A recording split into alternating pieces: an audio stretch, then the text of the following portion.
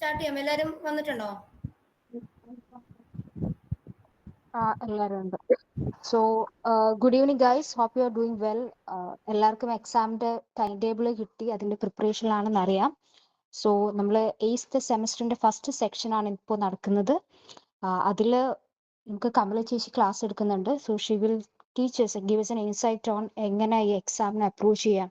Since നമ്മൾ first time ആണ് exam എഴുതുന്നത്, നമുക്ക് കാണും, ഒത്തിരി ഡൗട്ട്സ് കാണും, ക്ലിയർ ചെയ്യാൻ പറ്റും. സോ എങ്ങനെ ക്വസ്റ്റ്യൻസിനെ അപ്രോച്ച് ചെയ്യാം എന്നതിനെ പറ്റി പുള്ളിക്കാരി ഒരു സെക്ഷൻ തരുന്നതായിരിക്കും. അപ്പോൾ കമല ചേച്ചി സ്റ്റാർട്ട് ചെയ്യാം. Thank you Anna. Hi friends, എൻ്റെ പേര് കമല. ഞാനിപ്പോൾ ഫൈനൽ ഇയറാണ് പഠിക്കുന്നത്. എല്ലാവർക്കും കേൾക്കാൻ പറ്റുന്നുണ്ടെന്ന് ഞാൻ വിചാരിക്കുന്നു. ഓഡിബിൾ അല്ലേ? Okay, thank you. അപ്പോൾ ഞാൻ ഇപ്പോൾ പറയാൻ പോകുന്നത് ബേസിക്കലി നമ്മൾ എങ്ങനെയാണ് എക്സാമിനെ അപ്രോച്ച് ചെയ്യുന്നത്. എല്ലാവരെയും ഇപ്പോൾ പഠിക്കുന്ന രീതിയെല്ലാം ഭയങ്കര ഡിഫറെൻ്റ് ആണ്. ഇപ്പോൾ ബേസിക്കലി ഞാൻ അങ്ങനെ എഴുതി പഠിക്കാത്ത ഒരാളാണ്, പക്ഷെ ചില ആളുകൾക്ക് എഴുതി പഠിച്ചാലേ പറ്റുള്ളൂ. അപ്പോൾ ഞാൻ അങ്ങനത്തെ ഡീറ്റെയിൽസിലല്ല പോണേ. ബേസിക്കലി സബ്ജക്റ്റ് നമ്മുടെ ഇപ്പം MG യൂണിവേഴ്സിറ്റിയുടെ ബേസിക് ആയിട്ട് വരുന്ന ഒരു എക്സാം പാറ്റേൺ, അതിന്റെ കാര്യങ്ങൾ പറയാൻ പോണേ. അപ്പോൾ ബേസിക്കലി ഇപ്പോൾ നിങ്ങൾക്ക് പരീക്ഷയ്ക്ക് ഇനി ഒരു 10 ദിവസം ഉണ്ട് അല്ലേ? ഈ 10 ദിവസം നിങ്ങൾ എങ്ങനെയാണ് ഓരോ എക്സാമിന് അപ്രോച്ച് ചെയ്യേണ്ടതെന്നുള്ളത്. ഞാൻ നിങ്ങളുടെ ടൈം ടേബിൾ നോക്കിയായിരുന്നു. ലോ പേപ്പറിന് ആക്ച്വലി ഇടയിൽ നല്ല സമയമുണ്ട്, BCom പേപ്പറിനാണ് സമയമില്ലാത്തത്. അപ്പൊ ബേസിക്കലി BCom പേപ്പേഴ്സ് ആണ് നമുക്ക് ഏറ്റവും കൂടുതൽ സ്കോർ ചെയ്യാൻ പറ്റുന്ന പേപ്പേഴ്സ്. ഇപ്പൊ ലോ പേപ്പറും സ്കോർ ചെയ്യാൻ പറ്റില്ല എന്നല്ല, പക്ഷെ ഏറ്റവും കൂടുതൽ നമുക്ക് മാർക്ക് കിട്ടാൻ ചാൻസ് ഉള്ളത് BCom പേപ്പേഴ്സിനാണ്. ബേസിക്കലി ഭയങ്കര സിമ്പിൾ ആയിരിക്കും. പിന്നെ എന്താ പറയുക, നമുക്ക് എഴുതിയെടുക്കാനും കുറെ കൂടി പറ്റുന്ന സാധനങ്ങളാണ്. അപ്പോൾ BCom പേപ്പേഴ്സിന് നമ്മൾ മാക്സിമം സ്കോർ ചെയ്ത് കഴിഞ്ഞാൽ നമ്മുടെ പെർസെൻറ്റേജിലും അത്രയും ഡിഫറൻസ് കാണാൻ പറ്റും. ഇനി BCom ഇംഗ്ലീഷ് പഠിക്കുമ്പോൾ എങ്ങനെയാ ചെയ്യേണ്ടതെന്നുള്ളതാണ്. അതായത് നമ്മളിപ്പോൾ ബേസിക്കലി കുറെ ബുക്സ് ഒക്കെ ഉണ്ട്, ആ ബുക്കൊക്കെ തന്നെ ഫോളോ ചെയ്താൽ മതി. നമുക്ക് അതിനപ്പുറത്തേക്ക് കൂടുതലൊന്നും ചോദിക്കാറ് പോലുമില്ല. എപ്പോഴും മൊഡ്യൂൾ സ്റ്റിക്ക് ഓൺ ചെയ്ത് മാത്രം പഠിക്കാം. മൊഡ്യൂൾ എടുത്ത് വെച്ചിട്ട് നമ്മൾ പഠിക്കാൻ പാടും. പിന്നെ ഈ BCom പേപ്പേഴ്സിൽ നമ്മൾ ഏറ്റവും കൂടുതൽ കാണുന്ന സാധനമാണ് കുറെ പോയിന്റ്സ് ഉണ്ടാവും. ഇപ്പൊ ബേസിക്കലി ഒരു ടോപ്പിക്കിന് തന്നെ ഉള്ളിൽ കുറെ സബ് പോയിന്റ്സ് ഉണ്ടാവും. മേ ബി ചിലപ്പോൾ ഒരു 14 പോയിന്റ്സ് അല്ലെങ്കിൽ ഒരു 15 പോയിന്റ്സ് ഒക്കെ ഒരു ടോപ്പിക്കിന്റെ അണ്ടറിൽ തന്നെ കാണും. അപ്പൊ നമ്മൾ യൂഷ്വലി ചെയ്യാറുള്ളത് ഇതിന്റെ ഒരു കോഡ് ഉണ്ടാക്കാം. അതായത് ഇപ്പോ എന്താ പറയാ, PSC അങ്ങനെയൊക്കെ ഞങ്ങൾ അങ്ങനെയായിരുന്നു. ഞങ്ങൾ ഫസ്റ്റ് ഇയർ ഉണ്ടാകുമ്പോൾ ഞങ്ങൾ അങ്ങനെ പഠിച്ചോണ്ടിരുന്നത്. പക്ഷെ അങ്ങനെ ചെയ്യുമ്പോൾ ഒരു പ്രശ്നം എന്താണെന്ന് വെച്ചാൽ, കോഡുകൾ നമ്മൾ കാണാപ്പാടം പഠിക്കും, പക്ഷെ ഏത് ടോപ്പിക്കിന്റെ അണ്ടറിലാണ് വരുന്നേന്നുള്ളത് നമ്മൾ എക്സാമിന് സമയത്ത് മറന്നുപോകും.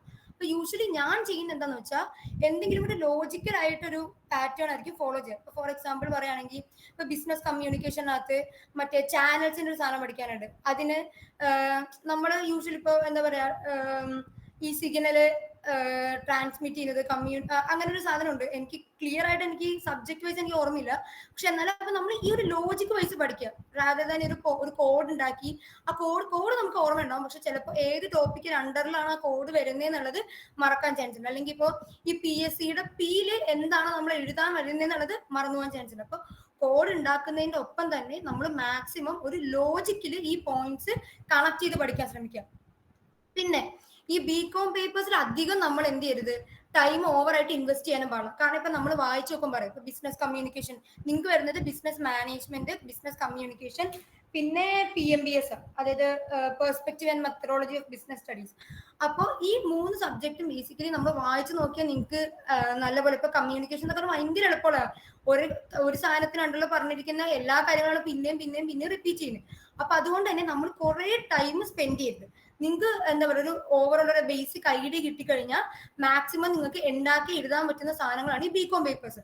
ഈ BCom പേപ്പേഴ്സിന്റെ ഗുണം എന്ന് പറഞ്ഞാൽ ഇത് തന്നെയാണ്. അതായത് നമുക്ക് കുറെയൊക്കെ നമ്മുടെ കയ്യിൽ നിന്ന് ഇൻപുട്സ് ഇട്ട് എഴുതാൻ പറ്റുന്നതും ഒപ്പം നല്ലപോലെ സ്കോർ ചെയ്യാൻ പറ്റുന്ന പേപ്പേഴ്സാണ് BCom പേപ്പേഴ്സ്. അതുകൊണ്ട് നമ്മൾ അതിൽ ഓവറായിട്ട് ടൈമും ഇൻവെസ്റ്റ് ചെയ്യരുത്. അതേപോലെ തന്നെ അതിനെ നമ്മൾ വെറുതെ എന്താ പറയാ, വെറുതെ അങ്ങ് വിട്ടുകളയാനും പാടില്ല. എല്ലാ പോയിന്റ്സും ഓരോ ടോപ്പിക്കും പോയിന്റ്സ് വൈസ് നമ്മൾ പഠിച്ചു തന്നെ പോകാം.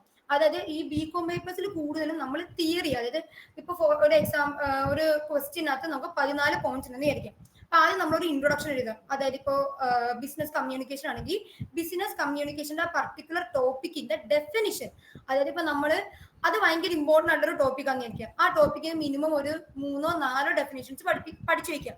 സെയിം ക്വസ്റ്റ്യൻസ് റിപ്പീറ്റ് ചെയ്യുന്ന പാറ്റേൺ നമ്മുടെ എം ജി യൂണിവേഴ്സിറ്റിയിൽ നമ്മൾ കാണാറുണ്ട്. അതായത് ഒരേ ക്വസ്റ്റ്യൻ തന്നെ ചിലപ്പോൾ 3 മാർക്കിന് ചോദിക്കും, ചിലപ്പോൾ 10 മാർക്കിന് ചോദിക്കും, ചിലപ്പോൾ 15 മാർക്കിന് ചോദിക്കും. അപ്പൊ നമുക്ക് ഈ മൂന്നിലും എഴുതാൻ പറ്റിയ നല്ല നല്ല ഡെഫിനിഷൻസ് നോക്കി വെക്കാം. മൂന്നിലും ഡിഫറെന്റ് ആയിട്ട് എഴുതാൻ ശ്രമിക്കുക. സെയിം ഡെഫിനിഷൻ എല്ലാ ക്വസ്റ്റ്യനും റിപ്പീറ്റ് ചെയ്തത്. അപ്പോ ഇപ്പൊ 15 മാർക്കിന് നമുക്കൊരു 14 പോയിന്റ്സിന് സാധനം എഴുതണമെങ്കിൽ നമ്മൾ ആദ്യം ഒരു ഇൻട്രോ എഴുതുക. അതിനുശേഷം ഈ 15 പോയിന്റ്സും പോയിന്റ് മാത്രം എഴുതി വെക്കരുത്. ഇപ്പൊ ഫോർ എക്സാമ്പിൾ ഒരു പോയിന്റ് ഇപ്പൊ എന്തെങ്കിലും ഒരു കമ്മ്യൂണിക്കേഷൻ, ഇപ്പൊ കമ്മ്യൂണിക്കേഷൻ മസ്റ്റ് ബി ക്ലിയർ അങ്ങനെ ഞാൻ ഫോർ ഒരു എക്സാമ്പിൾ പറയാണ്. ആ ക്ലിയർ എന്നാണെങ്കിൽ അത് ഒരു മെയിൻ പോയിന്റ് ആയിട്ട് മെയിൻ ഹെഡിങ് ആയിട്ട് എഴുതിയിട്ട് അത് അണ്ടർലൈൻ ചെയ്യാം. എന്നിട്ട് താഴെയുള്ളത് നിങ്ങൾ ഉണ്ടാക്കി കുറെ എഴുതി വെക്കുക. അതായത് നല്ലപോലെ ഉള്ളിലുള്ള കണ്ടന്റ് മേ ബി ചിലപ്പോൾ വായിച്ചു നോക്കിയില്ലെങ്കിൽ നിങ്ങൾ ആ പോയിന്റ് അണ്ടർലൈൻ ചെയ്ത പോയിന്റ്സിന് ചിലപ്പോൾ മാർക്ക് ഇടുന്ന ആൾക്കാരുണ്ട്. ഈ സ്കോർ ചെയ്യുന്ന ആൾക്കാർ ഇപ്പൊ നമ്മൾ ടീച്ചർമാർ പറയണ കേട്ടിട്ടുള്ളതാണ്. അതായത് എല്ലാ ആളുകളും ഒരേ രീതിയിൽ സ്കോർ ചെയ്യുന്ന ആൾക്കാർ, മാർക്ക് ഇടുന്ന ആൾക്കാരാവണം എന്നില്ല. അതായത് ചില ആളുകൾ പോയിന്റ്സ് നോക്കി ചെയ്യുന്നതായിരിക്കാം, ചില ആളുകൾ മെയിൻ പോയിന്റ്സ് മാത്രം നോക്കുന്ന ആൾക്കാരായിരിക്കും, ചില ആൾക്കാർ ത്രൂ ഔട്ട് ഇത് വായിച്ച് നോക്കി ചെയ്യുന്ന ആൾക്കാരായിരിക്കും. അപ്പൊ അതുകൊണ്ട് തന്നെ നമ്മൾ എല്ലാ ആളുകളെയും സാറ്റിസ്ഫൈ ചെയ്യുന്ന രീതിയിൽ മാക്സിമം എഴുതാൻ നോക്കാം. അപ്പോ മെയിൻ പോയിന്റ്സ് എല്ലാം മസ്റ്റ് ആയിട്ടും അണ്ടർലൈൻ ചെയ്ത് പോവാം. അത് അവരുടെ ശ്രദ്ധയിൽ പെടണം. ഈ 14 പോയിന്റ്സ് ഉണ്ടെങ്കിൽ 14 പോയിന്റ്സും കൃത്യമായി അണ്ടർലൈൻ ചെയ്തിട്ട് മാത്രം ഉള്ളിലുള്ള കണ്ടന്റ് എഴുതാം.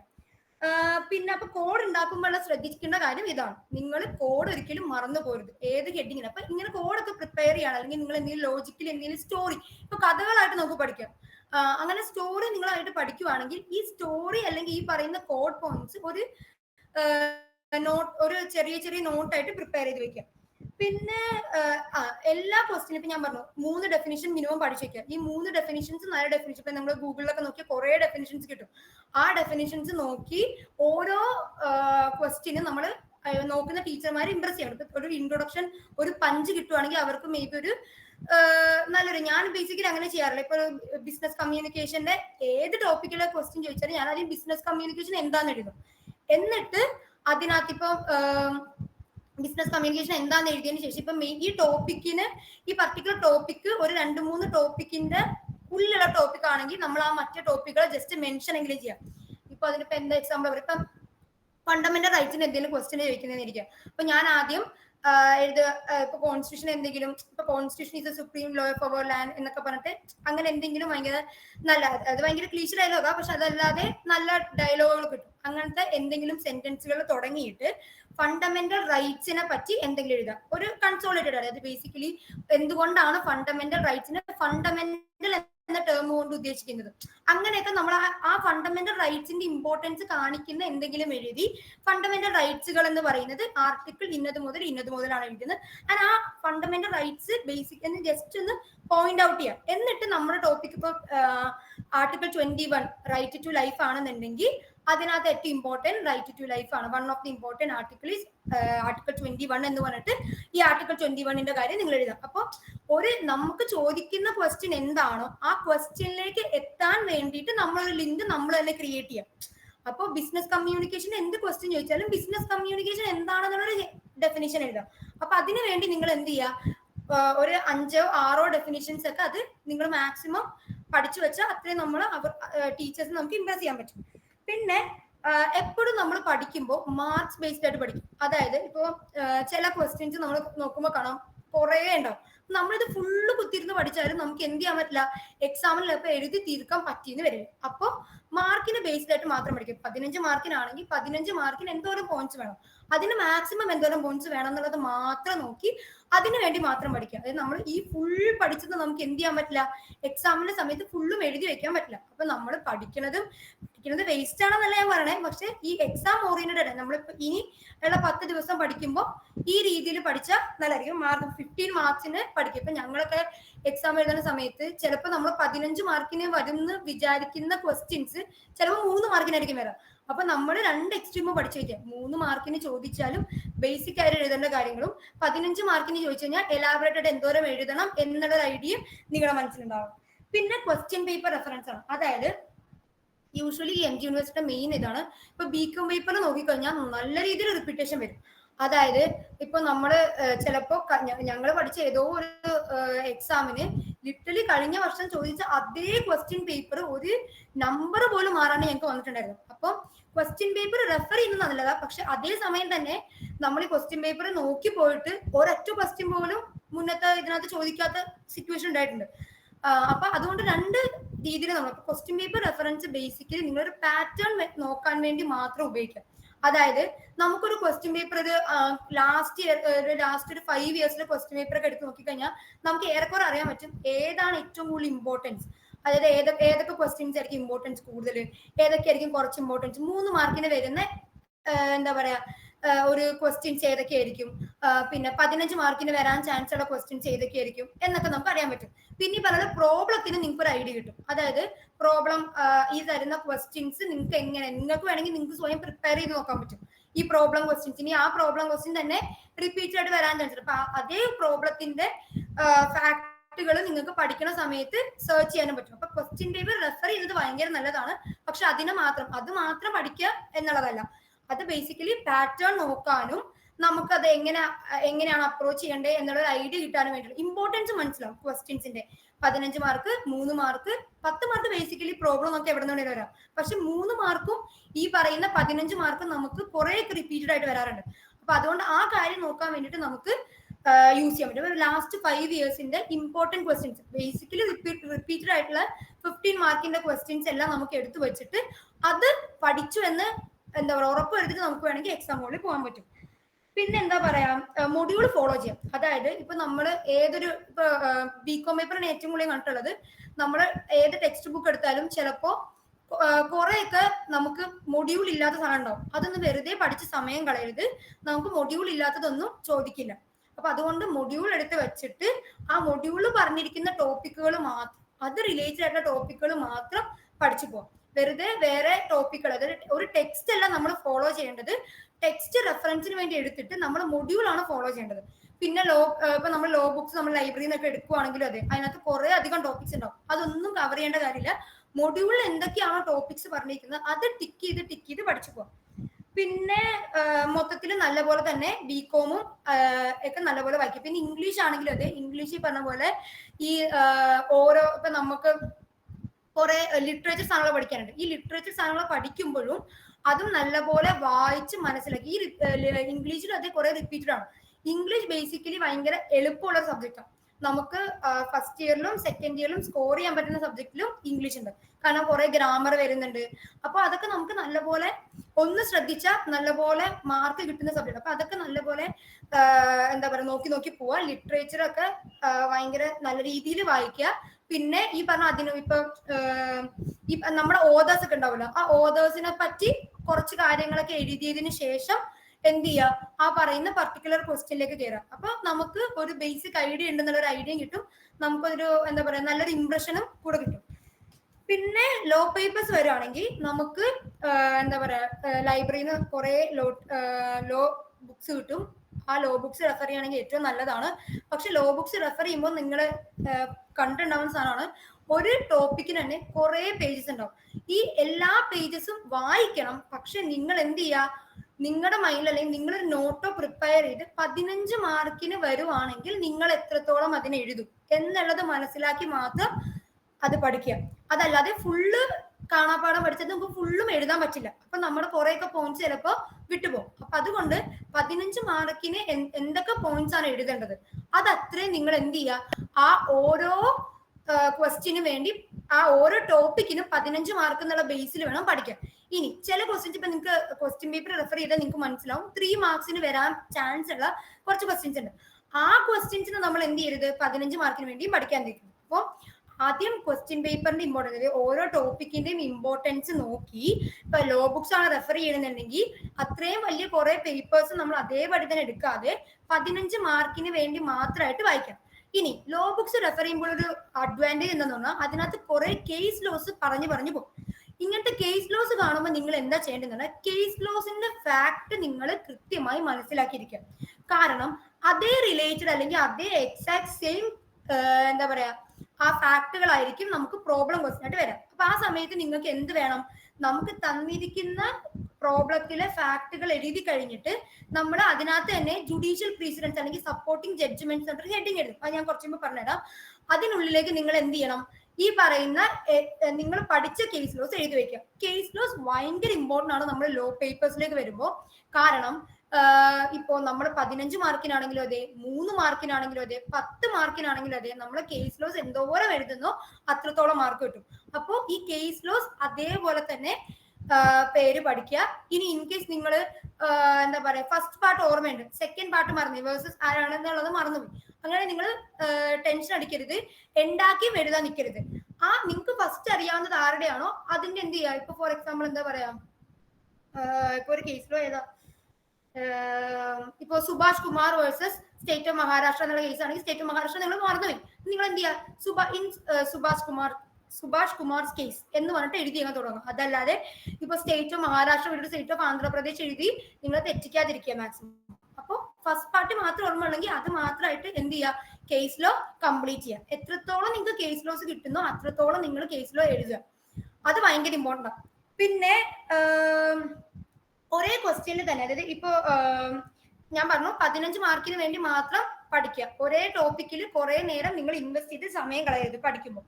പിന്നെ ഈ കേസ് ലോസിന് മസ്റ്റ് ആയിട്ട് നിങ്ങൾ എന്ത് ചെയ്യുക, ഒരു സെപ്പറേറ്റ് പേപ്പറിൽ, ഞാൻ നേരത്തെ ബികോം പേപ്പറിന് കോഡ് എഴുതി വെക്കാൻ പറഞ്ഞതുപോലെ തന്നെ കേസ് ലോസിന് വേണ്ടി മാത്രം ഓരോ പേപ്പറിൽ എഴുതി വെക്കുക. ഇപ്പോൾ ടോപ്പിക്, ഇപ്പോൾ ഫണ്ടമെന്റൽ റൈറ്റ്സിൽ ആർട്ടിക്കിൾ 21 ആണെങ്കിൽ ആർട്ടിക്കിൾ 21 അടിയിൽ എന്ത് എഴുതുക, നിങ്ങൾ എല്ലാ കേസ് ലോസും മെൻഷൻ ചെയ്ത് വെറുതെ കേസ് ലോസിന്റെ പേര് മാത്രം എഴുതരുത്, നിങ്ങൾക്ക് മനസ്സിലാവുന്ന രീതിയിൽ ഈ കേസ് ലോന്റെ ഫാക്ടുകളുടെ എന്തെങ്കിലും സ്റ്റോറിയും കൂടെ എഴുതി വെക്കുക. അത് മറന്നു പോയത്. കാരണം ഫാക്ട് അറിഞ്ഞാലേ നിങ്ങൾക്ക് എന്ത് ചെയ്യാൻ പറ്റുള്ളൂ, ഈ പറയുന്ന പ്രോബ്ലം ക്വസ്റ്റ്യൻ കണ്ടാൽ അത് ഇന്ന കേസാണെന്ന് നിങ്ങൾക്ക് മനസ്സിലാവുള്ളൂ, നിങ്ങൾക്ക് അത് എഴുതാൻ പറ്റുള്ളൂ. അപ്പൊ അത് മറക്കാതെ ചെയ്യാം. ഇനി നിങ്ങൾ അനിൽ കെ നായരാണ് റെഫർ ചെയ്യുന്നത്. ഇപ്പൊ ഞങ്ങളൊക്കെ എക്സാമിന്റെ സമയത്ത് ഇപ്പൊ നിങ്ങൾക്കൊക്കെ ഭയങ്കര കറക്റ്റ് ആയിട്ടുള്ള എക്സാം നടക്കുന്നത്, ഞങ്ങൾക്കൊന്നും പണ്ട് അങ്ങനെ ആയിരുന്നില്ല. ഞങ്ങൾ തേർഡ് സെം പഠിക്കുമ്പോൾ ഫസ്റ്റ് സെമ്മിന്റെ എക്സാം എഴുതിയിട്ടുണ്ടായിരുന്നു. അപ്പൊ ഞങ്ങളൊക്കെ കൂടുതലും അനിൽ കെ നായരാണ് റെഫർ ചെയ്യും. അപ്പൊ ഈ അനിൽ കെ നായർ റെഫർ ചെയ്താലും അതും വലിയ കുഴപ്പമൊന്നുമില്ല. അനിൽ കെ നായർ റെഫർ ചെയ്താൽ ചെയ്യേണ്ട കാര്യം എന്ന് വെച്ചാൽ അഡീഷണൽ ആയിട്ട് നിങ്ങൾ എന്ത് ചെയ്യുക, കുറച്ച് പോയിന്റ്സ്. ഇപ്പൊ അനിൽ കെ നായരില് നമുക്ക് മാക്സിമം എല്ലാ പോയിന്റ്സ് ഉണ്ടാവും. അതിന്റെ ഒപ്പം തന്നെ ഇപ്പൊ എന്തെങ്കിലും അട്രാക്ടിങ് ആയിട്ടുള്ള എന്തെങ്കിലും ഡെഫിനിഷൻസ് എക്സ്ട്രാ എഴുതുക. അതായത് ഇപ്പൊ ഫോർ എക്സാമ്പിൾ ഞാൻ നേരത്തെ പറഞ്ഞ പോലെ തന്നെ ഫണ്ടമെന്റൽ റൈറ്റ്സ് ആണെങ്കിൽ ഫണ്ടമെന്റൽ റൈറ്റ്സിന് എന്തുകൊണ്ടാണ് അത്ര ഇമ്പോർട്ടൻസ് വന്നത്, അല്ലെങ്കിൽ ഇപ്പൊ നമ്മൾ ആർട്ടിക്കിൾ 21 എഴുതുന്നെങ്കിൽ ആ ആർട്ടിക്കിൾ 21 പറ്റി നല്ല നല്ല കോട്ട്സ് അല്ലെങ്കിൽ നല്ല നല്ല വേർഡിങ്സ് ഒക്കെ നമുക്ക് മുകളിൽ കിട്ടും. അത് പഠിച്ചു വെച്ച് അത് എഴുതുക. അത് എല്ലാ കാര്യത്തിലും, ഇപ്പൊ ടോട്ട്സിലാണെങ്കിലും അതെ. ഇപ്പൊ നമ്മൾ കൂടുതലും ടോട്ട്സിൽ കാണുന്നത് കുറെ ഇംഗ്ലീഷ് കേസുകളായിരിക്കും. അപ്പൊ അങ്ങനെ ഈ പറയുന്ന ഓരോ പർട്ടിക്കുലർ ഒരു എന്താ പറയാ, എന്താ ഒരു ടേം, ഇപ്പൊ മാൽഫീസൻസിനെ പറ്റി പഠിക്കാനുണ്ട്, അതിനെ പറ്റിക്കണെങ്കിൽ അതിന് ആ പറയുന്ന പർട്ടിക്കുലർ ടേമിന് പറ്റുന്ന ഡെഫിനിഷൻസ് നിങ്ങൾ എന്ത് ചെയ്യുക, ഗൂഗിളിൽ നോക്കി പഠിച്ച് അത് എഴുതി വെക്കുക. അപ്പൊ അനിൽ കെ നായർ ആണെങ്കിൽ പോലും നിങ്ങൾക്ക് പോയിന്റ്സ് ഉണ്ട്, എന്നാൽ ഒരു എക്സ്ട്രാ പോയിന്റ്സ് ഉണ്ട്. പിന്നെ നിങ്ങൾക്ക് വേണമെങ്കിൽ എന്താണ് ലോ ബുക്സ് നോക്കിയിട്ടാണെങ്കിൽ ലോ ബുക്സിൽ തുടക്കത്തെ ഇൻട്രൊഡക്ഷൻ നല്ല രസമായിരിക്കും. അപ്പോൾ ആ ഇൻട്രൊഡക്ഷനിൽ ഭയങ്കര അട്രാക്ടിങ് ആയിട്ടുള്ള നല്ല നല്ല ടോപ്പിക്സ്, നല്ല നല്ല പോയിന്റ്സ് നോക്കി വെച്ചിട്ട് അത് എഴുതിയതിന് ശേഷം നമുക്ക് എന്ത് ചെയ്യാം, അനിൽ കെ നായരുടെ കണ്ടന്റ് എഴുതാം. ബേസിക്കലി ഇത്രേ ഉള്ളൂ. നമ്മൾ ചോദിച്ചത് എന്താണോ അതിലേക്ക് ഡയറക്റ്റ് ആയിട്ട് എഴുതി തുടങ്ങരുത്. അതിനു മുന്നേ നമുക്ക് ഇപ്പൊ ചോദിച്ച ടോപ്പിക്കിന്റെ മെയിൻ ടോപ്പിക് ഉണ്ടാവുമല്ലോ, ഒരു മെയിൻ ടോപ്പിക്കിന് അണ്ടറിൽ വരുന്ന സബ് ടോപ്പിക് ആണെങ്കിൽ ആ മെയിൻ ടോപ്പിക്കിനെ പറ്റി മെൻഷൻ ചെയ്ത്, ഇപ്പൊ ലോ ഓഫ് ടോട്ട്സ് ആണെങ്കിൽ ടോട്ട്സിന്റെ ഒരു ഇമ്പോർട്ടൻസ്, ടോട്ട്സ് എന്ന് പറഞ്ഞാൽ എന്താണ്, സിവിൽ ലോ റിലേറ്റഡ് ആണ്. അപ്പൊ അത് ടോട്ട്സിനെ പറ്റി കുറച്ച് എഴുതുക. അതിനുശേഷം ഈ മെയിൻ ടോപ്പിക്കിനെ പറ്റി എഴുതുക. ആ മെയിൻ ടോപ്പിക് എന്താ പറഞ്ഞു വെക്കുന്നതെന്ന് എഴുതുക. ആ മെയിൻ ടോപ്പിക്കിന് അണ്ടറിൽ വരുന്ന സബ് ടോപ്പിക്കിനെ ജസ്റ്റ് ഒന്ന് മെൻഷൻ ചെയ്ത് പോവാ. എന്നിട്ട് നമ്മൾ ടോപ്പിക്കിലേക്ക് എൻ്റർ ചെയ്യാം. അപ്പൊ ഡയറക്റ്റ് ആയിട്ട് നമ്മുടെ ടോപ്പിക്കിലേക്ക് വരാതെ ഇങ്ങനെ എന്താ പറയാ കുറെയൊക്കെ നമ്മൾ ടച്ച് ചെയ്ത് വരുമ്പോൾ ഗുണം എന്താന്ന് വെച്ചാൽ അത്രയും ഇംപ്രസിംഗ് ആയിരിക്കും നമ്മുടെ ഓരോ ആൻസേഴ്സും. പിന്നെ ഇപ്പൊ നല്ല നല്ല ഡെഫിനിഷൻസ്, അത് ഭയങ്കര ഇമ്പോർട്ടൻ്റ് ആണ്. ഇപ്പൊ വലിയ കുറെ ആളുകളുടെ വേർഡിങ്സ് ഒക്കെ എഴുതി വെക്കുക, അതൊക്കെ നല്ല രസമായിരിക്കും. ഇപ്പൊ കോൺസ്റ്റിറ്റ്യൂഷൻ ഇമ്പോർട്ടൻസ് കാണിക്കുന്നത്, അല്ലെങ്കിൽ ഫണ്ടമെന്റൽ റൈറ്റ്സ് എന്തുകൊണ്ടാണ് അത്ര ഇമ്പോർട്ടൻ്റ് ആയത്.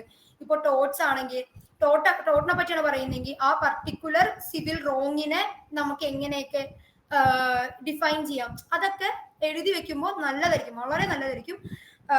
പിന്നെ കേസ് ലോസിന്റെ ഒരു നല്ലൊരു പാറ്റേൺ ആണ് നമ്മൾ ഫോളോ ചെയ്യേണ്ടത്. അതാണ് മെയിൻ നമ്മൾ നോക്കേണ്ടത്. ലോ പേപ്പറിൽ നമുക്ക് ഏറ്റവും കൂടുതൽ സ്കോർ ചെയ്യാൻ പറ്റുന്ന പാർട്ട് എന്ന് പറഞ്ഞാൽ ഈ 10 മാർക്കിന്റെ. കാരണം നമ്മൾ എത്രത്തോളം തിയറി മാക്സിമം നമ്മൾ എഴുതിയാലും അവര് ഇത്ര മാർക്കിന് മുകളിൽ നമുക്ക് കിട്ടാൻ ഉള്ള ചാൻസ് ഭയങ്കര കുറവായിരിക്കും. പക്ഷെ നമുക്ക് മാക്സിമം മാർക്ക് സ്കോർ ചെയ്യാൻ പറ്റുന്ന സാധനമാണ് ഈ പറയുന്ന 10 മാർക്കിന്റെ പ്രോബ്ലം ക്വസ്റ്റ്യൻ. പ്രോബ്ലം ക്വസ്റ്റ്യന്റെ ഒരു ഗുണം എന്താണെന്ന് വെച്ചാൽ നമുക്ക് ഫാക്ടും ഇഷ്യൂവും നമുക്ക് ക്വസ്റ്റ്യനിൽ തന്നെ നമുക്ക് ഐഡന്റിഫൈ ചെയ്ത് എഴുതാൻ പറ്റും. പിന്നെ ലീഗൽ റീസണിങ്ങും ബാക്കിയുള്ള കാര്യമാണ് നമ്മുടെ കയ്യിൽ നിന്ന് ഇൻപുട്ട് ഉണ്ട്. പിന്നെ ഡിസിഷൻ ബേസിക്കലി നമ്മൾ ഓൾറെഡി പഠിച്ചു പോയ അല്ലെങ്കിൽ നമ്മൾ നേരത്തെ കണ്ട ഫാക്ടുകളാണെങ്കിൽ അത്രയും എളുപ്പം. അപ്പൊ അതിനനുസരിച്ചാണ് നമുക്ക് മാർക്ക് വരുന്നത്. അപ്പൊ അതിനൊരു ബെസ്റ്റ് പാറ്റേൺ യൂഷ്വലി ഞാൻ ഇങ്ങനെയാണ് ഫോളോ ചെയ്യാറുള്ളത്. പറ്റുവാണെങ്കിൽ എന്താണ് ഒരു ഹെഡിങ് എഴുതിയാൽ നല്ലതായിരിക്കും. ഇന്ന എക്സ് വേഴ്സസ് നമുക്ക് മിക്കവാറും മിസ്റ്റർ എന്നോ അല്ലെങ്കിൽ മിസ്റ്റർ എക്സോ എന്നോ മറ്റായിരിക്കും. അപ്പൊ അങ്ങനെയാണെങ്കിൽ ഒരു ഹെഡിങ്ങോ മറ്റോ എഴുതാൻ പറ്റുവാണെങ്കിൽ എഴുതുക. മെയിൻ ആയിട്ട് നോക്കേണ്ട ഇത്രേ ഉള്ളൂ, ഫാക്ട് ഓഫ് ദ കേസ്. അതായത് നമ്മള് പ്രോബ്ലത്തിൽ തന്നിരിക്കുന്ന ആ അതേ ഫാക്ടുകൾ അങ്ങനെ എടുത്തെഴുതുക.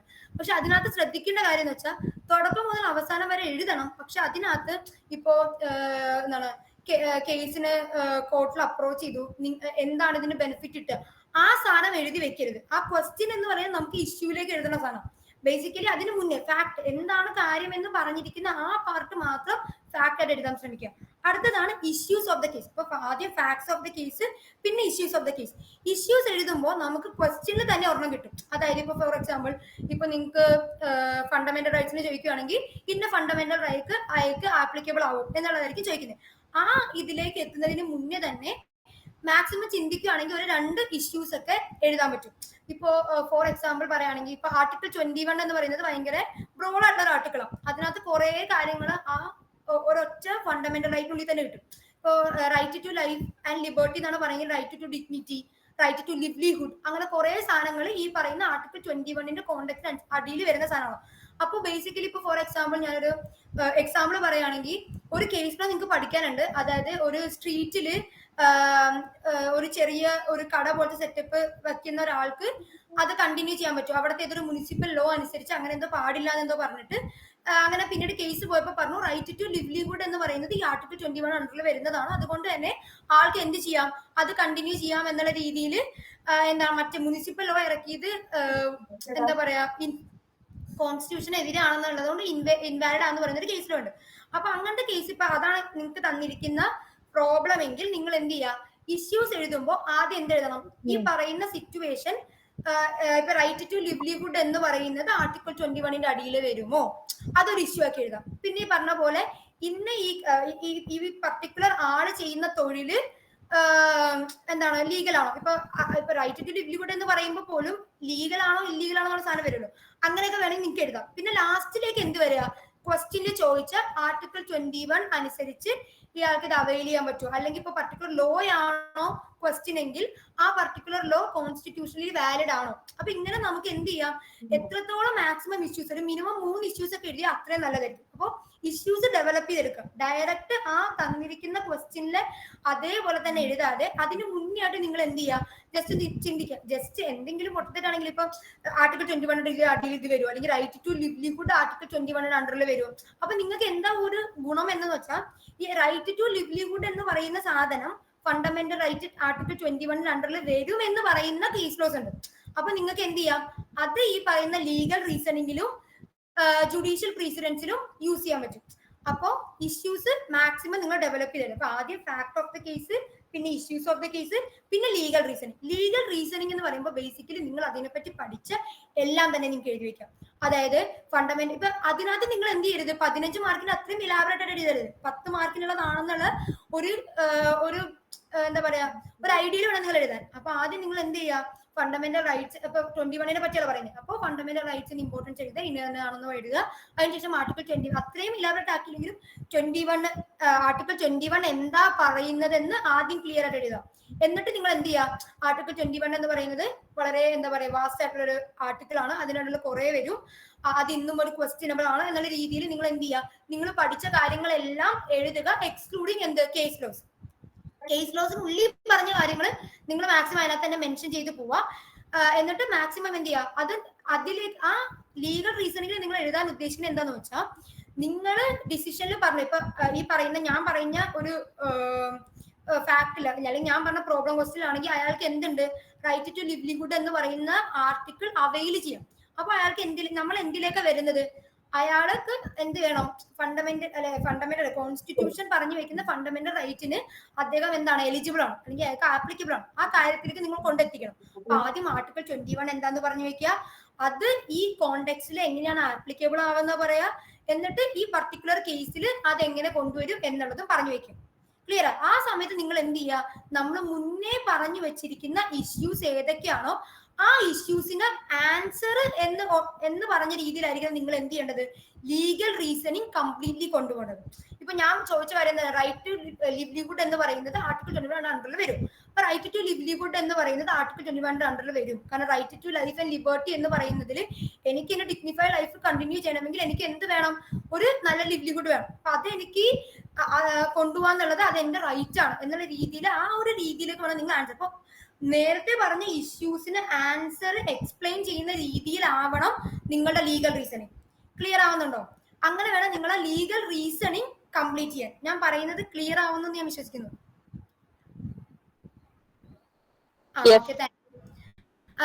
അപ്പോ ലീഗൽ റീസണിങ് നിങ്ങൾ അങ്ങനെ വേണം എഴുതി കംപ്ലീറ്റ് ചെയ്യാൻ. അതിനുശേഷം വരുന്നതാണ് എന്തെന്ന്, സപ്പോർട്ടിങ് ജഡ്ജ്മെന്റ്സ്. അപ്പൊ നിങ്ങൾ നേരത്തെ ലീഗൽ റീസണിങ്ങിൽ പറഞ്ഞു വെച്ച ഓരോ കാര്യത്തിന് നിങ്ങൾ എന്ത് ചെയ്യാണ്, നിങ്ങൾ നേരത്തെ പഠിച്ചു പോയ മേ ബി ഒരൊറ്റ കേസിലുണ്ടാവുള്ളൂ, ആ ഒരൊറ്റ കേസിലോ നിങ്ങൾ എഴുതിയാൽ മതി. ഒരൊറ്റ കേസിലെങ്കിൽ ഒരൊറ്റ കേസിലോ അത്രയും ഉണ്ടെങ്കിൽ അത് വളരെ നല്ലതായിരിക്കും. അപ്പൊ സപ്പോർട്ടിങ് ജഡ്ജ്മെന്റ്സ് അല്ലെങ്കിൽ ജുഡീഷ്യൽ പ്രീസിഡൻസ് എന്ന് പറഞ്ഞ ഹെഡിങ്ങിൽ അണ്ടറിൽ നിങ്ങൾ എന്ത് ചെയ്യുക, നിങ്ങൾ പഠിച്ച ഇത് റിലേറ്റഡ് ആയിട്ടുള്ള എല്ലാ കേസ് ലോസും നിങ്ങൾക്ക് എഴുതി വെക്കാൻ പറ്റും. ക്ലിയർ ആവുന്നുണ്ട്? ഇനി നിങ്ങൾക്ക് ഒരു കേസ് ലോസും ഇല്ലെന്നുണ്ടെങ്കിലും ഒരു പ്രശ്നമില്ല, ആ ഹെഡിങ് എഴുതിയില്ലെങ്കിലും പ്രശ്നമൊന്നുമില്ല. അതുണ്ടെങ്കിൽ അത്രയും നമുക്ക് മാർക്ക് സ്കോർ ചെയ്യാൻ പറ്റും. അത് ഭയങ്കര ഇമ്പോർട്ടന്റ് ആണ്. പക്ഷെ എനിക്ക് നമുക്ക് ഇല്ലാന്നുണ്ടെങ്കിൽ ഉണ്ടാക്കി എഴുതിയില്ല. ഇപ്പൊ ഇനി എക്സാമ്പിൾ, എനിക്ക് ഫാക്ട് ഓർമ്മയുണ്ട് പക്ഷെ കേസിന്റെ പേര് ഓർമ്മയില്ല. കേസിന്റെ പേര് എഴുതണ്ട, ഇന്ന പർട്ടിക്കുലർ കേസ് എന്ന് പറഞ്ഞിട്ട് നിങ്ങൾ എന്ത് ചെയ്യുക, ആ ഫാക്ട് കൃത്യമായി എഴുതി വെക്കുക. ക്ലിയർ ആവുന്നുണ്ടോ? അപ്പൊ ഒന്നില്ലെങ്കിൽ സപ്പോർട്ടിങ് മാക്സിമം നിങ്ങൾ എന്ത് ചെയ്യുക, ആ സപ്പോർട്ടിങ് ജഡ്ജ്മെന്റ്സ് അല്ലെങ്കിൽ ജുഡീഷ്യൽ പ്രീസിഡന്റ് അണ്ടർ എന്തായാലും അങ്ങനത്തെ ഹെഡിങ് എഴുതുക, അതിനനുസരിച്ച് മാക്സിമം കേസ് എഴുതുക. അതിനുവേണ്ടിയാണ് നിങ്ങൾ പഠിക്കുന്ന സമയത്ത് എന്ത് ചെയ്യുക, മാക്സിമം പഠിക്കുമ്പോൾ കേസ് ലോസ് എഴുതി തന്നെ ഒരു സെപ്പറേറ്റ് നോട്ട് എഴുതി വെച്ച് എക്സാമിന് കയറുന്നതിന് മുന്നേയും എന്ത് ചെയ്യുക, ആ ടോപ്പിക്കിന് അണ്ടറിൽ എന്തൊക്കെ കേസ് ലോസ് വരും എന്നുള്ളത് റെഫർ ചെയ്തിട്ട് കയറും. അപ്പൊ നിങ്ങൾക്ക് കുറെ കൂടെ ഐഡിയ കിട്ടും. എന്നിട്ട് നിങ്ങൾ എന്ത് ചെയ്യുക, ഈ പ്രോബ്ലം ക്വസ്റ്റ്യനിലും മസ്റ്റ് ആയിട്ടും എന്ത് ചെയ്യുക, കേസ് ലോസ് എഴുതാം. പ്രോബ്ലം ക്വസ്റ്റ്യനിൽ മാത്രമല്ല 3 മാർക്കിന്റെയും 15 മാർക്കിന്റെയും എല്ലാത്തിലും നമുക്ക് കേസ് ലോസ് ഇൻക്ലൂഡ് ചെയ്യാം. അത്രയും മാർക്സ് നമുക്ക് കിട്ടും. അപ്പോൾ ഈ പറഞ്ഞ കേസ് ലോസ് മെൻഷൻ ചെയ്യുന്ന സമയത്തും ഇൻ ദിസ് കേസ് എന്ന് പറഞ്ഞിട്ട് നിങ്ങൾ എന്ത് ചെയ്യുക, ആ ഫാക്ട് എഴുതുക. അത് മാക്സിമം ചുരുക്കി കുറെ കേസ് ലോസ് ആണെങ്കിൽ അത്രയും ചുരുക്കി എഴുതുക. ഒറ്റ കേസ് ആണെങ്കിൽ അത്രയും വലിച്ചു വാരി എഴുതുക. അത് നിങ്ങളുടെ ഐഡിയ പോലെ അങ്ങനെ മാക്സിമം എഴുതുക. അപ്പോൾ ഈ പറയുന്ന കേസ് ലോസ് വായിക്കുന്ന സമയത്തും നിങ്ങളുടെ മനസ്സിൽ എന്ത് ഐഡിയ പോകണം, ആ പറയുന്ന പർട്ടിക്കുലർ കേസിലോ ഏത് ടോപ്പിക്കിന് അണ്ടറിലോ വരുന്നതെന്ന് അറിയണം, ആ പറയുന്ന കേസിന്റെ ഫാക്ടുകൾ അറിയണം. എനിക്ക് പേര് മറന്നു പോയി കഴിഞ്ഞാൽ ഒരു പാർട്ടിയുടെ പേരറിയാം, നിങ്ങൾക്ക് തുടക്കം അറിയാമെങ്കിൽ ആ ഇപ്പൊ സുഭാഷ് കുമാർസ് കേസ് എന്ന് പറഞ്ഞിട്ട് അങ്ങ് എഴുതി തുടങ്ങാം. ഇല്ല നിങ്ങൾക്ക് കേസിന്റെ പേരെ ഓർമ്മയില്ലാന്നുണ്ടെങ്കിൽ ഇന്ന പർട്ടിക്കുലർ കേസ് കൊണ്ട് ഫാക്ട് കൃത്യമായി എഴുതി വെക്കുക. എന്തായാലും കേസിൽ വന്ന് മാക്സിമം നിങ്ങൾ എഴുതാൻ വേണ്ടി ശ്രമിക്കുക. അപ്പോൾ ആദ്യം ഫാക്ട് ഓഫ് ദ കേസ്, പിന്നെ ഇഷ്യൂ ഓഫ് ദ കേസ്, പിന്നെ ലീഗൽ റീസണിങ്, പിന്നെ സപ്പോർട്ടിങ് ജഡ്ജ്മെന്റ്സ് അല്ലെങ്കിൽ ജുഡീഷ്യൽ പ്രീസിഡന്റ്, പിന്നെ ലാസ്റ്റ് പിന്നെ നിങ്ങൾ എഴുതേണ്ടതാണ് ഡിസിഷൻ. അതായത് നമ്മൾ എന്താണ്, നമുക്ക് ഒരു പ്രോബ്ലം തന്നേക്കുക. അപ്പൊ പ്രോബ്ലത്തിന് ഡിസിഷൻ ആയിട്ട് നിങ്ങൾ എഴുതേണ്ടത്. അപ്പൊ എന്ത് എഴുതണം, on the basis of the above reasoning എന്ന് പറഞ്ഞിട്ട് എന്ത് ചെയ്യാം, ഈ പറയുന്ന നിങ്ങൾ കൊണ്ടുവന്നു. ഇപ്പൊ ഞാൻ പറഞ്ഞ പർട്ടിക്കുലർ സിറ്റുവേഷൻ ആണെങ്കിൽ എന്ത് ചെയ്യാം, ഈ പറയുന്ന ആർട്ടിക്കിൾ 21 അണ്ടറിൽ ഈ പറയുന്ന മിസ്റ്റർ എക്സിന് റൈറ്റ് ടു ലിവ്ലിഹുഡ് ഉണ്ട്. അതുകൊണ്ട് തന്നെ ഈ പറയുന്ന മുനിസിപ്പലോ എന്തല്ല വാലിഡ് അല്ല എന്നുള്ള രീതിയിൽ പറഞ്ഞ് കംപ്ലീറ്റ് ചെയ്യണം. പിന്നെ വേണമെങ്കിൽ നിങ്ങൾക്ക് എല്ലാത്തിനെയും കൂടി ഒന്ന് എന്താ പറയുക കൺസോളിഡേറ്റ് ചെയ്യുന്ന രീതിയിൽ നിങ്ങൾക്ക് വേണമെങ്കിൽ ഒരു കൺക്ലൂഷൻ കൂടി എഴുതാം. അത് നല്ലതായിരിക്കും. ഇനി ചില ക്വസ്റ്റ്യൻസിന്, അപ്പോൾ ഇതാണ് ബേസിക്കലി ഒരു എന്താ പറയുക പ്രോബ്ലം ക്വസ്റ്റ്യന്റെ outline. Fact of the case, issue of the case, legal reasoning, പിന്നെ സപ്പോർട്ടിങ് ജഡ്ജ്മെന്റ്സ് അല്ലെങ്കിൽ ജുഡീഷ്യൽ പ്രീസിഡൻസ്, ഡിസിഷൻ. ഇത്രയും എന്തായാലും മാക്സിമം നിങ്ങൾ എഴുതുക. കൺക്ലൂഷൻ ഉണ്ടെങ്കിൽ നല്ലതായിരിക്കും, കൺക്ലൂഷൻ ഇല്ലെങ്കിലും ഒരു കുഴപ്പമില്ല. ഇനി ചില ക്വസ്റ്റ്യൻസിൽ നിങ്ങൾ കാണുന്നത് നിങ്ങൾ ലീഗൽ ഒപ്പീനിയൻ ചോദിച്ചിട്ടായിരിക്കും. അതായത് ഇപ്പൊ ചില ക്വസ്റ്റ്യൻ ഡിസൈഡ് തന്നെ തരും, ചില ക്വസ്റ്റ്യൻ ഒന്നും തരും. അപ്പൊ അല്ലെങ്കിൽ നമുക്ക് എന്ത് ചെയ്യാം, മറ്റേ ഡിസിഷൻ പോലെ തന്നെ എഴുതാം. ചില ക്വസ്റ്റ്യൻ ഇങ്ങനെ ആയിരിക്കും, ഇന്നയാൾ ഇന്ന ബിസിനസ് തുടങ്ങാൻ പോവാണ്, നിങ്ങളുടെ ലീഗൽ ഒപ്പീനിയൻ എന്താണ് എന്നായിരിക്കും ചോദിക്കുക. അപ്പോഴും സെയിം സാധനം തന്നെ, ഫാക്ട് ഓഫ് ദ കേസ് അല്ലെങ്കിൽ ഫാക്ട് ഓഫ് ദി എന്താ പറയാ അല്ലെങ്കിൽ സിറ്റുവേഷൻ അങ്ങനെ എന്തെങ്കിലും എഴുതാം, അല്ലെങ്കിൽ ഫാക്ടർ ഓഫ് ദി കേസ് തന്നെ എഴുതണമെന്ന് നിർബന്ധമില്ല. പിന്നെ ഇഷ്യൂ, പിന്നെ ലീഗൽ റീസണിങ്, കാരണം നിങ്ങൾ ഒപ്പീനിയൻ കൊടുക്കുമ്പോൾ നിങ്ങൾക്ക് ലീഗൽ റീസണിങ് എഴുതാം, അതിനൊന്നും കുഴപ്പമില്ല. പക്ഷേ ഈ സപ്പോർട്ടിംഗ് ജഡ്ജ്മെന്റ്സ് എഴുതിയതിന് ശേഷം എന്ത് എഴുതുക, ഡിസിഷൻ എന്ന് പറയുന്നതിന് പകരം ഒപ്പീനിയൻ, ഇൻ മൈ ഒപ്പീനിയൻ എന്ന് പറഞ്ഞിട്ട് എഴുതിയാൽ കുറെ കൂടെ നല്ലതായിരിക്കും. ഞാൻ അങ്ങനെയാണ് യൂഷ്വലി എക്സാമിന് എഴുതാറുള്ളത്. പിന്നെ ലാസ്റ്റ് ഒരു കൺക്ലൂഷനും കൂടെ. അപ്പൊ ഇതാണ് ബേസിക്കലി ഈ സമയത്ത്, അതായത് ഈ പറയുന്ന 10 ദിവസം നിങ്ങൾക്ക് എങ്ങനെയൊക്കെ പഠിക്കാം, അതായത് ഓരോ സബ്ജക്ട് എടുത്ത് പഠിക്കുമ്പോഴും മൊഡ്യൂൾ വൈസ് മാത്രം പഠിക്കുക. അതല്ലാതെ ടെക്സ്റ്റ് ഫുള്ള് പഠിക്കാനല്ല, മൊഡ്യൂൾ അനുസരിച്ചാണ് നിങ്ങൾ പഠിക്കേണ്ടത്. പിന്നെ ബേസിക്കലി പഠിക്കുമ്പോൾ എത്ര വലിയ കോണ്ടന്റ് ആണ് നിങ്ങൾ ടെക്സ്റ്റിൽ കൊടുത്തിട്ടുണ്ടെങ്കിൽ പോലും അത് 15 മാർക്സിന് നിങ്ങൾക്ക് എങ്ങനെ എഴുതാം എന്നുള്ള രീതിയിൽ മാത്രം പഠിക്കുക. ഇനി സെയിം ഇപ്പൊ ഞങ്ങൾ ഏതോ ഒരു എക്സാമിന് 15 മാർക്കിന് വരും എന്ന് പറഞ്ഞു പോയ ക്വസ്റ്റ്യൻ വന്നത് 3 മാർക്കിന്, മനസ്സിലായി? അപ്പൊ ആ 3 മാർക്കിന്റെ സമയത്ത് നമുക്ക് എന്ത് ചെയ്യാൻ പറ്റില്ല. കെസി പറഞ്ഞ difference between decision and conclusion.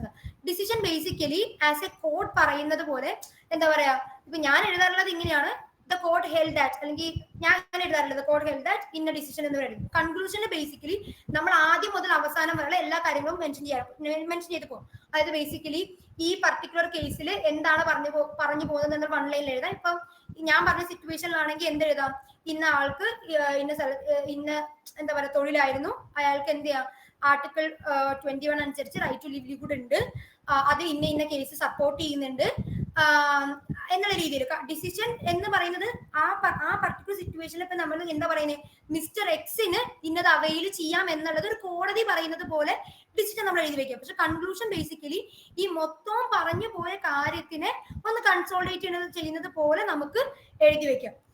അത് ബേസിക്കലി ജസ്റ്റ് ഒരു ഔട്ട്ലൈൻ പോലെ.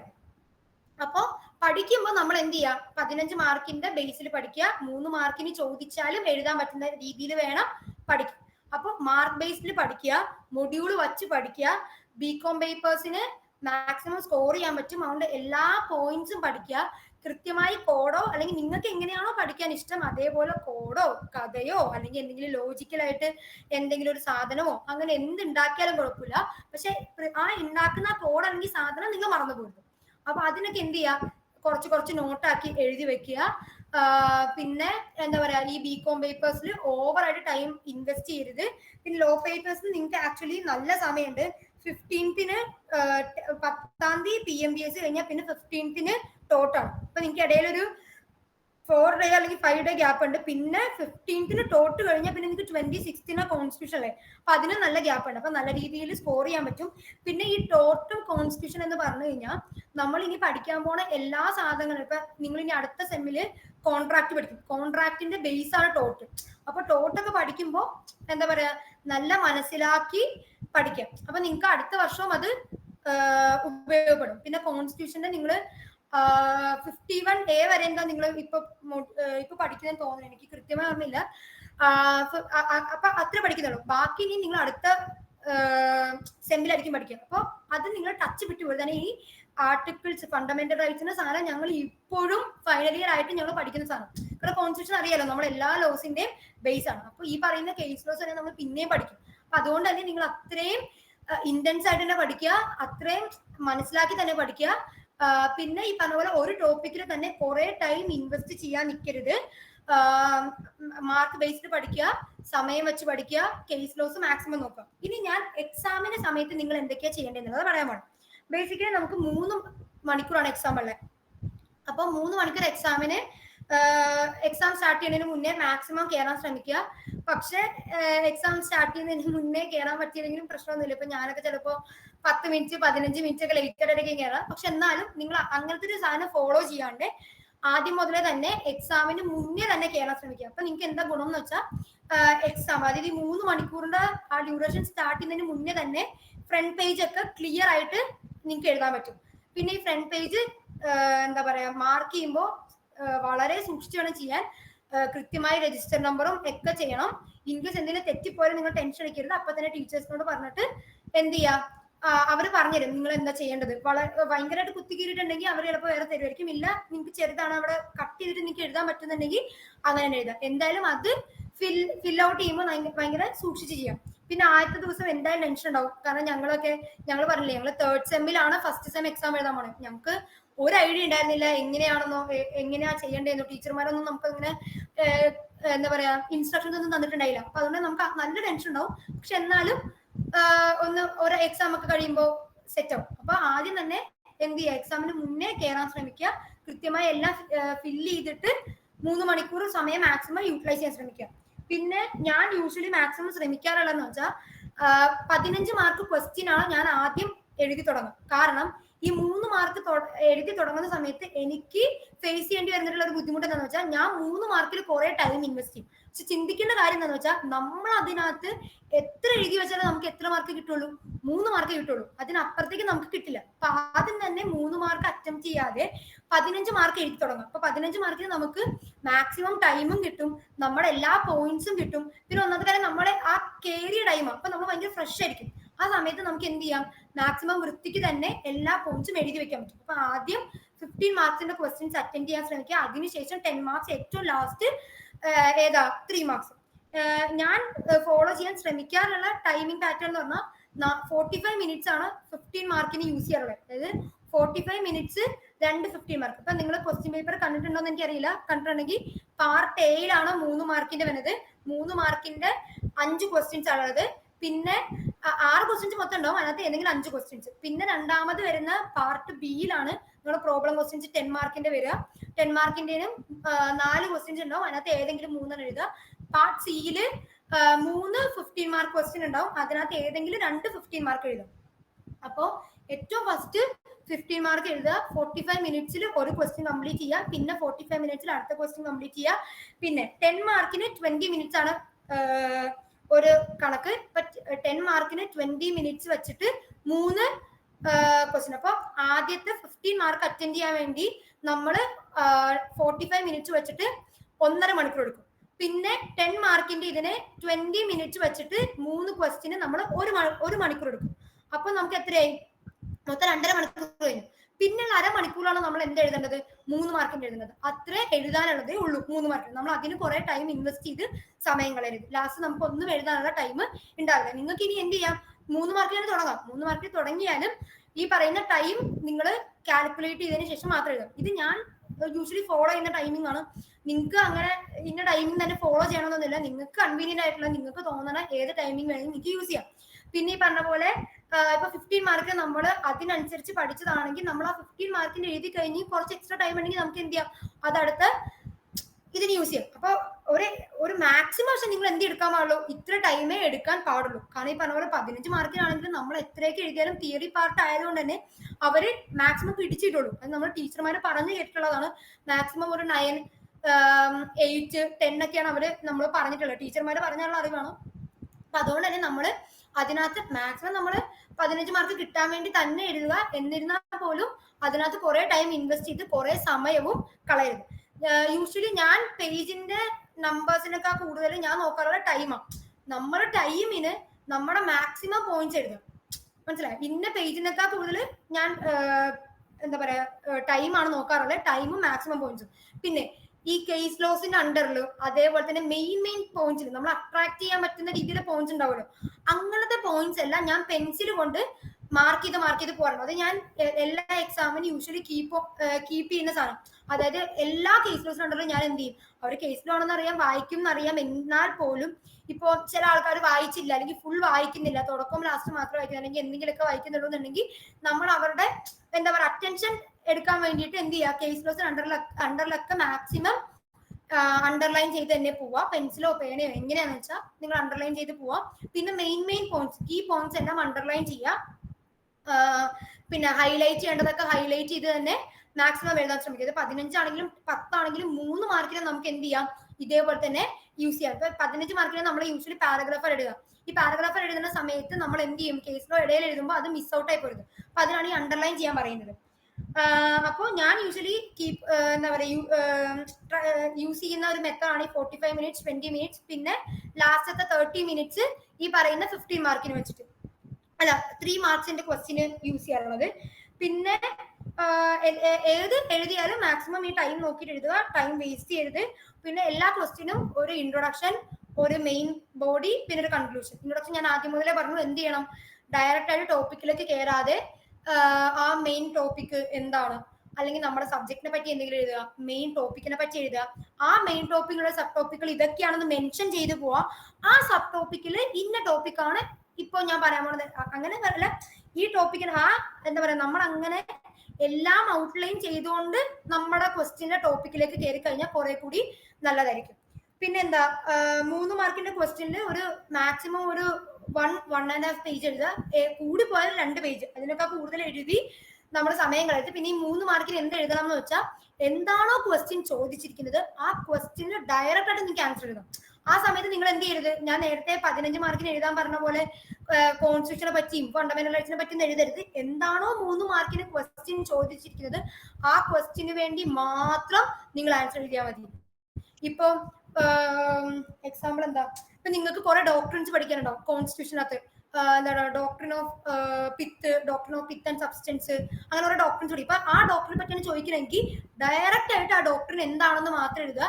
എന്നിട്ട് ആ ഡോക്ടറിന്റെ ബേസിസിലുള്ള എന്തെങ്കിലും കേസ് ലോസ് ഉണ്ടാവും, ആ കേസ് ലോ മെൻഷൻ ചെയ്ത് വെക്കാം. അതായത് ഈ ഡോക്ടറിൻ പറഞ്ഞു വെച്ച കേസ് ഉണ്ടാവും, ആ കേസ് ലോനെ പറ്റി മെൻഷൻ ചെയ്ത്. അപ്പൊ 3 മാർക്കിന് ചോദിക്കുമ്പോൾ പക്ക ഡയറക്റ്റ് ആയിട്ട് എഴുതുക.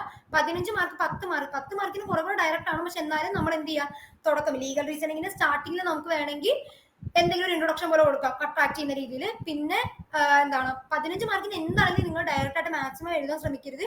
നമ്മൾ എല്ലാം ഓൾമോസ്റ്റ് ഇങ്ങനെ അവിടെ നിന്ന് ഇവിടെ നിന്നൊക്കെ കവർ ചെയ്ത് വന്നിട്ട് നമ്മൾ ടോപ്പിക്കിലേക്ക് എൻ്റർ ചെയ്യും. അപ്പൊ അതിനൊരു ഭംഗി ഉണ്ടാവും, അതിനൊരു സ്ട്രക്ചർ ഉണ്ടാവും. അതിനെന്ത് ചെയ്യാം, നമുക്കിങ്ങനെ ബ്രേക്ക് ഡൗൺ ചെയ്യുന്നത് പോലെ ഇരിക്കും. മെയിൻ സബ്ജക്റ്റ്, ആ സബ്ജക്റ്റിനുള്ളിലുള്ള മെയിൻ ടോപ്പിക്, ആ മെയിൻ ടോപ്പിക്കിനുള്ളിൽ നമ്മൾ എഴുതാൻ പോകുന്ന സബ് ടോപ്പിക്. അപ്പൊ അതിനൊരു പാറ്റേൺ പോലെ നമുക്ക് എഴുതാൻ പറ്റും. പിന്നെ നല്ല നല്ല വേർഡിങ്സ് ഒക്കെ ഗൂഗിളിൽ ഉണ്ടാവും, ഒക്കെ നമ്മൾ നോക്കി വെക്കുക. എല്ലാത്തിനും എന്താ പറയാ, ഡിഫറെന്റ് സാധനങ്ങൾ എഴുതാൻ ശ്രമിക്കുക. ഇതൊക്കെയാണ് ബേസിക്കലി പറയാനുള്ളത്. പഠിക്കുന്ന സമയത്തും എക്സാം എഴുതാനുള്ള സമയത്തും. എന്തെങ്കിലും ഡൗട്ട് ആർക്കെങ്കിലും ഉണ്ടോ?